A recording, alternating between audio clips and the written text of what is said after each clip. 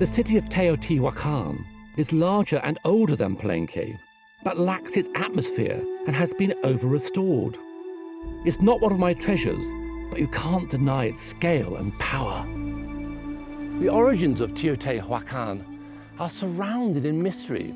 It may date from as early as 200 BC, and the great creators of this city may have been the enigmatic Toltecs. At its peak, it was one of the world's largest cities, with a population of 125,000 people. It covered an area of up to 8 square miles. The Temple of the Sun is the third largest pyramid in the world, after one at Cholula in Mexico and the Great Pyramid in Egypt. Phew, some climb. 63 meters, probably more like 70 originally, with a temple on the top. An amazing achievement. Incredible view here. There's the Way of the Dead, a great street leading with temples each side to the Temple of the Moon over there. Until recently, nobody knew exactly why these pyramids were built. Then archaeologists excavating the Temple of the Moon discovered a dozen skeletons, 10 of whom had been ritually decapitated. So like Palenque, this was once the scene of human sacrifice.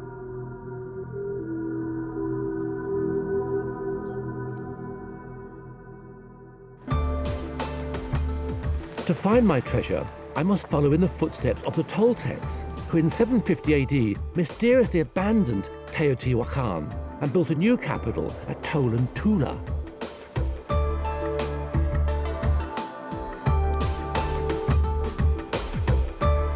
Just a few ruins of this once great city survive, but these include 4 mighty warriors.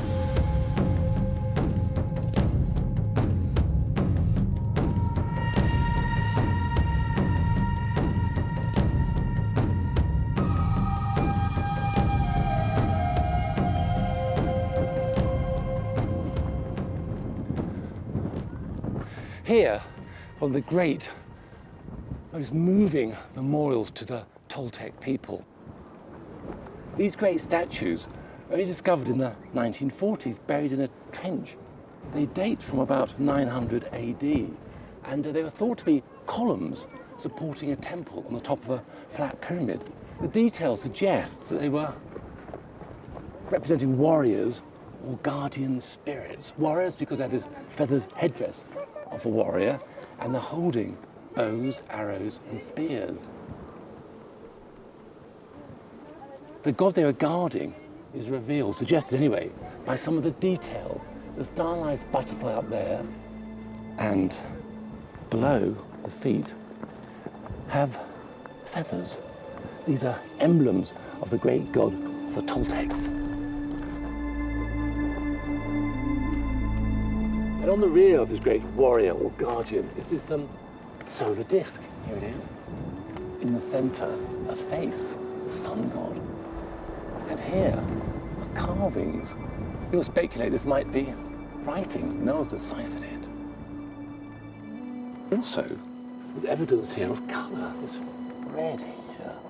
So all 4 of these great giants originally would have been brightly coloured.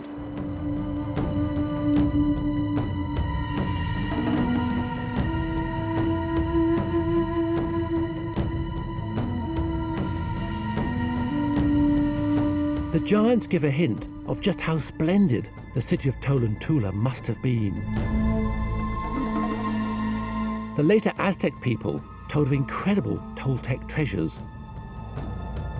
These have long since disappeared, but a series of carvings give an insight into their sinister beliefs.